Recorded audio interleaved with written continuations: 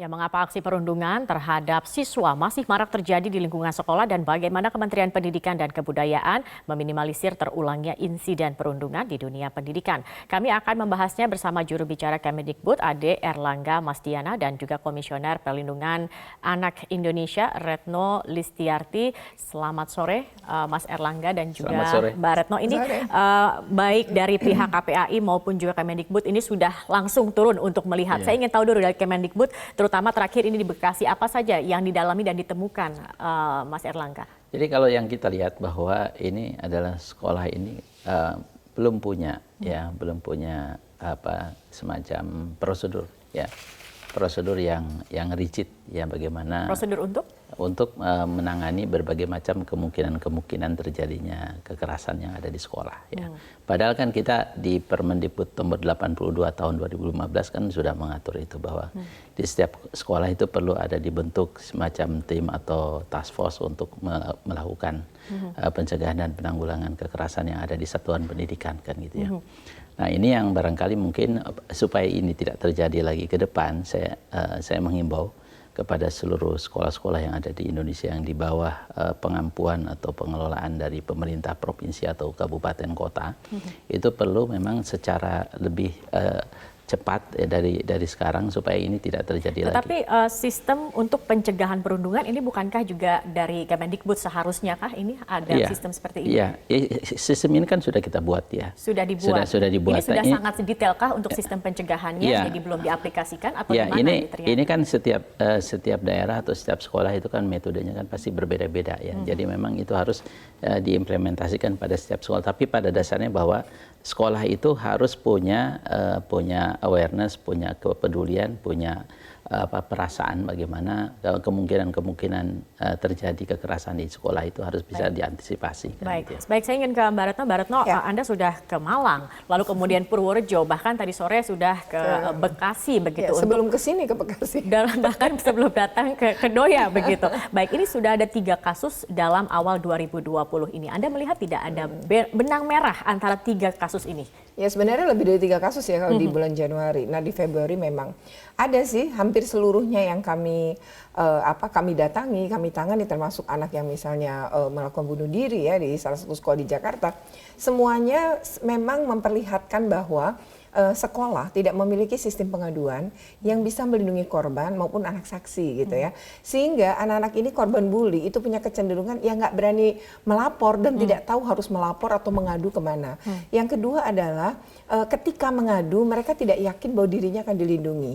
Nah tadi ya, misalnya tadi Pak Erlangga menyebut Permendikbud 82 2015. Permendikbud ini sebenarnya mengatur memang pencegahan sekaligus penanganan kekerasan di sekolah. Problemnya di setiap sekolah yang kemudian terjadi dan KPI datang, satu hal yang kami tanyakan, apakah Permendikbud 82 2015 itu mereka tahu? Nggak tahu, bahkan beberapa nanya, itu tentang apa ya? Jadi gitu. Sosialisasinya belum sampai? Tampaknya harus dievaluasi oleh Kemdikbud. Jadi sebuah aturan yang bagus, sebuah sistem yang bagus ya, kayak nomor kontak P2 TP2A misalnya KPAI atau tempat-tempat yang bisa anak melapor gitu, itu sebenarnya tidak juga dicantumkan gitu. Dan kami juga melihat sekitar slogan ada tulisan sekolah ramah anak, tapi secara prinsip pengawasan ya, kami melihat bahwa pengawasan itu kurang. Yang kedua, kepekaan bahwa anak ini mengalami perundungan berbulan-bulan, tetapi karena tidak ada kepekaan itu tidak mengetahui, padahal sudah ada juga kelihatan. Sistem pengawasan dari sekolah ini kan juga sebenarnya sudah ada begitu. Apakah Anda juga melihat bahwa sekolah ini lalai dalam hal pengawasan kepada muridnya? Ya, sistem pengawasan itu kan misalnya menggunakan guru piket ya, tapi hampir semua terjadi di lingkungan sekolah pada jam yang masih banyak guru dan lain-lain, tapi terjadi. Dan uniknya ada CCTV, tapi CCTV-nya rusak misalnya ya, untuk beberapa kasus termasuk Malang gitu. Jadi ini kalau menurut kami CCTV membantu, tetapi ketika rusak gimana? Terus yang kedua, saya rasa Kemdikbud juga tidak hanya mensosialisasi, tapi harus menjelaskan seperti apa sebenarnya ini dilakukan gitu. Jadi ini diimplementasikan. Apa, ya, begitu. Betul. Karena ternyata nggak bisa. Dan menurut saya pendekatannya sebaiknya jangan guru diundang ke Jakarta satu orang dari satu sekolah, tapi bagaimana kalau ada kasus Kemdikbudnya masuk, jadi pelatihan itu berbasis sekolah, biar seluruhnya sadar gitu ya. Artinya membangun budaya sekolah untuk peduli pada perlindungan anak, karena pasal 54 Undang-Undang Perlindungan Anak itu jelas, anak harus dilindungi selama berada di sekolah dari kekerasan. Baik, Mas Erlangga, sebenarnya tadi kan dalam peraturan menterinya sudah ada begitu, kemudian mekanismenya juga untuk nomor pengaduan melalui email, SMS dan lain ini sudah ada. Saya ingin tahu, ketika ada informasi ini masuk begitu ke Kemendikbud, kemudian apa mekanisme selanjutnya? Bagaimana kemudian aduan-aduan ini diteruskan? Ya, jadi gini, perlu Mbak ketahui bahwa di dalam Undang-Undang Otonomi Daerah, di mana pendidikan itu adalah bagian yang kongruen yang diserahkan kepada daerah. Jadi untuk pengelolaan SD, SMP itu kan dikelola oleh kabupaten dan kota. Dan SMA, SMK serta sekolah khusus itu ditangani oleh provinsi. Jadi sebenarnya kalau Kementerian Pendidikan dan Kebudayaan itu kan lebih ke arah semacam bikin prosedur, bikin kebijakan, ya, bikin NSPK lah kan gitu ya. Jadi itu yang kita lakukan, kebijakan itu kita sampaikan kepada pemerintah daerah, kepada dinas, dan dinas seyogianya memang harus cepat untuk melakukan sosialisasi, karena memang kalau dari pusat secara terpusat langsung memang kalau tidak jalan yang disosialisasikan di pemerintah daerah memang terjadi lack informasi, terjadi ketimpangan informasi. Dan memang setiap kebijakan-kebijakan yang ditelurkan oleh Kementerian Pendidikan Kebudayaan itu kan kita senantiasa untuk lakukan sosialisasi di dalam Rakornas, di dalam rapat koordinasi nasional itu mengundang seluruh kepala dinas seluruh Indonesia. Jadi sosialisasi sudah kita lakukan, tapi barangkali mungkin karena ini masalah orang seringkali juga menganggap bahwa ini tidak dianggap penting, ya. Lalu juga kemudian problem-problem juga di sekolah juga begitu sangat banyak, sehingga kemudian orang kurang begitu aware tentang sistem pendidikan yang ramah anak misalnya. Karena persoalan kekerasan itu kan sebenarnya kita tidak bisa salahkan sepenuhnya kepada sekolah, tapi juga bisa kita lihat anak itu latar belakang dari keluarganya seperti apa. Kalau memang anak itu biasa di rumahnya dengan peer groupnya, biasa bercanda-bercanda dengan melampaui batas, ya, itu juga bisa dibawa juga ke sekolah, ya. Dan ini kan bisa menimbulkan bahwa sistem yang ada di sekolah juga bisa terganggu dengan hadirnya anak-anak dari berbagai latar belakang yang berbeda-beda. Tapi memang peraturan Menteri Pendidikan Kebudayaan nomor 82 itu mengatur semacam itu, dan memang perlu kita lakukan semacam kita bongkar atau kita evaluasi, kita diskusikan bersama-sama bagaimana mengimplementasikan ini di sekolah, dan itu memang sekolah-sekolah harus mengimplementasikan itu. Baik. Tadi saya juga belum terjawab begitu. Kalau memang nanti ada aduan, sebenarnya bagaimana kemudian mekanisme langkah selanjutnya apa yang dilakukan, dan Kemendikbud sendiri mengakui bahwa belum memiliki terobosan baru untuk mencegah kekerasan ataupun juga perundungan yang selama ini terjadi. Tetapi apakah sudah mulai dipikirkan sistemnya akan seperti apa? Nanti dijawabnya, karena kami harus jeda dulu, pemirsa. Baik, kita akan kembali melanjutkan perbincangan terkait dengan kasus perundungan dan juga ini kekerasan yang kemarin terjadi. Tadi terakhir saya ke Mas Erlangga, jadi mengakui bahwa sebenarnya belum punya terobosan baru begitu untuk mencegah kekerasan dan perundungan. Apa sebenarnya yang jadi kendala ini, Mas Erlangga? Ya, jadi gini, Mbak, kalau bilang ini Pak Nadiem, ya, Pak Nadiem tuh punya terobosan baru dengan kebijakan Merdeka Belajar. Ya, jadi kebijakan ini sebenarnya adalah bisa mendeteksi kemungkinan karakter yang negatif, ya. Dengan apa? Dengan ada namanya survei karakter.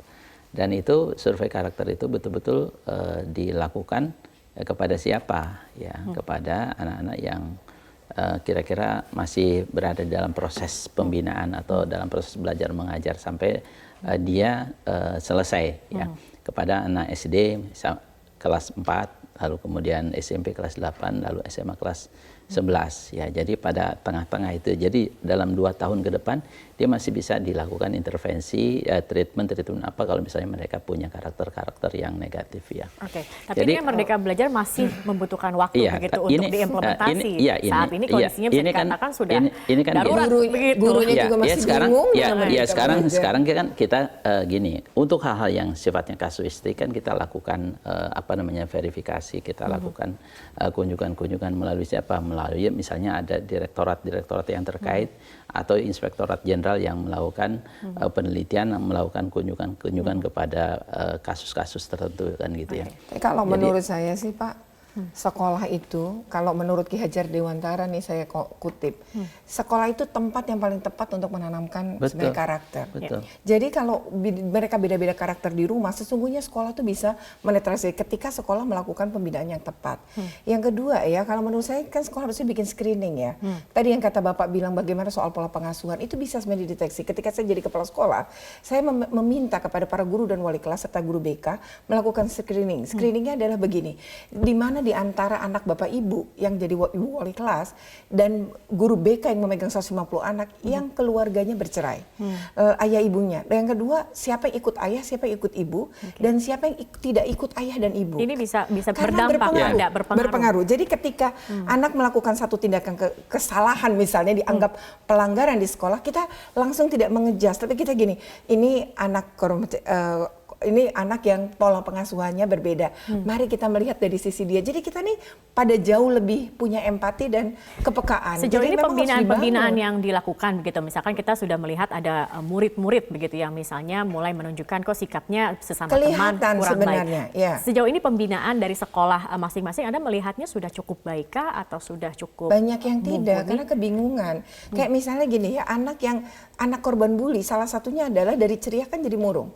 Yang kedua membatasi diri ya dari pergaulan, kayak jadi menarik diri ya dari lingkungan sekitar. Nah, yang ketiga adalah nilainya turun. Kemudian yang keempat, kalau dia sudah kena psikisnya, anak ini jadi sering sakit. Sebenarnya itu sebuah tanda-tanda, kok jarang masuk ya, kok nilainya turunnya. Jadi guru mampu mendeteksi. Kadang-kadang anak kan punya masalah, misalnya dilakukan kekerasan di rumah misalnya ya, pola pengasuhannya seperti itu.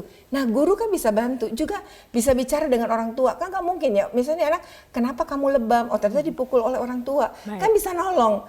Karena anak itu nggak mungkin ngelaporin orang tuanya. Artinya bisa bicara dengan orang kepekaan tua. guru untuk melihat situasi dan juga menghandle dan juga komunikasi dengan orang tua para murid ini nah, sendiri. ini yang dibangun, yang harusnya dibangun oleh dinas-dinas pendidikan dan Kemdikbud. Kemdikbud memang punya regulasi, punya kebijakan. Namun kalau nggak dievaluasi, cuma disosialisasi kan juga tapi tidak bagaimana ada. Kemudian kalau yang jadi pelakunya adalah guru seperti yang di Bekasi betul. ini.